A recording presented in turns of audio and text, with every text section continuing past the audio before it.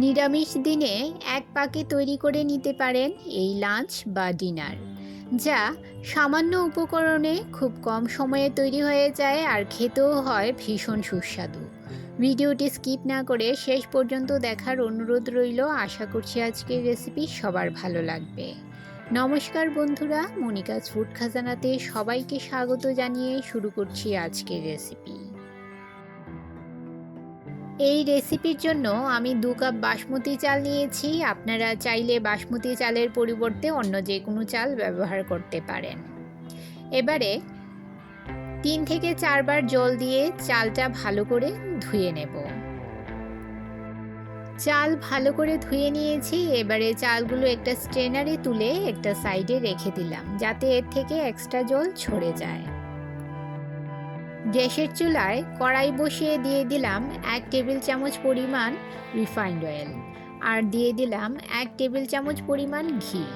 আপনারা চাইলে শুধু ঘি দিয়েও এই রেসিপিটা তৈরি করতে পারেন। ঘি মেল্ট হয়ে গেলে কাজু ও কিশমিশ লো মিডিয়াম ফ্লেমে হালকা করে ভেজে নেব।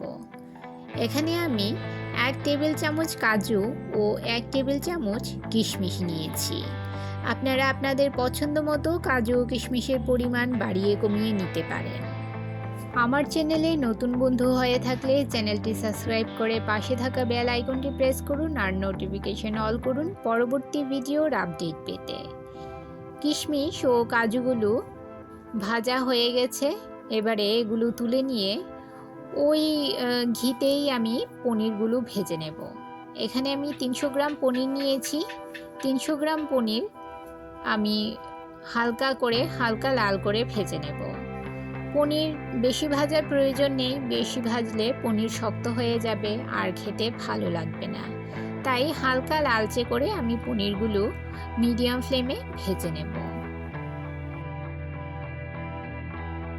পনির ভেজে তুলে নেওয়ার পর কড়াইতে যে ঘি ছিল তাতে ফোড়নে দিয়ে দিলাম একটা তেজপাতা, 2টো এলাচ, 2টো লবঙ্গ, 1 টুকরো দারচিনি।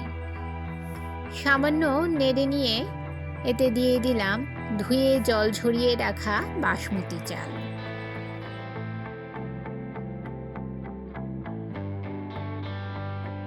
এবারে এতে দিয়ে দিলাম 1/4 চামচ হলুদ গুঁড়ো, 1 চামচ আদা বাটা, 3-4টে কাঁচা লঙ্কা আর স্বাদ মতো নুন।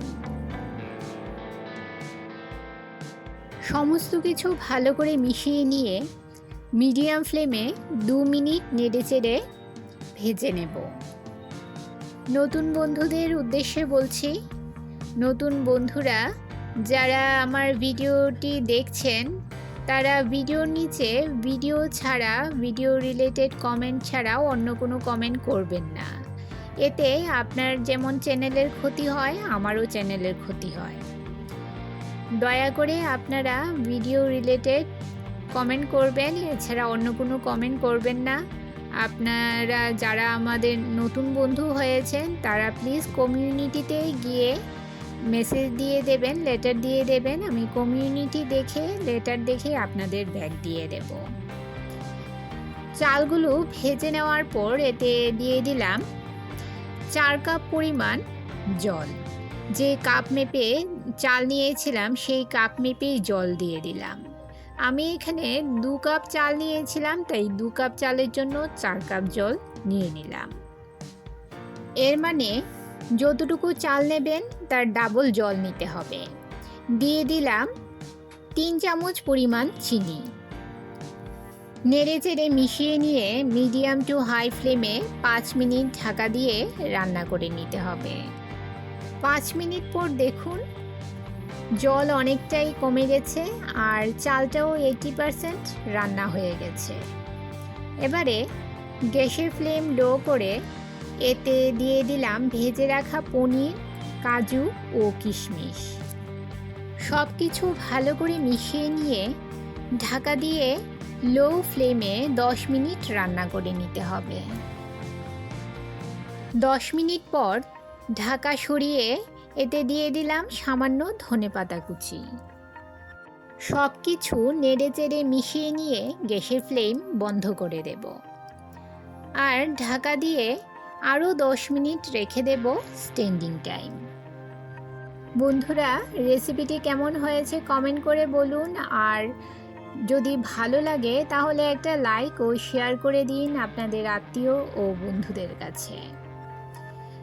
আমার যেসব বন্ধুরা আমাকে সাবস্ক্রাইব করে আমার পাশে আছেন আর ভিডিওটি প্রথম থেকে শেষ পর্যন্ত ফুল ওয়াচ করছেন, তাদেরকে অসংখ্য ধন্যবাদ। আর নতুন বন্ধুরা যারা রয়েছেন তারা অবশ্যই 24 ঘন্টা অপেক্ষা করবেন। 24 ঘন্টা পর আমি আসবো আপনার চ্যানেলটি ভিজিট করে আপনার পরিবারের সদস্য হওয়ার জন্য।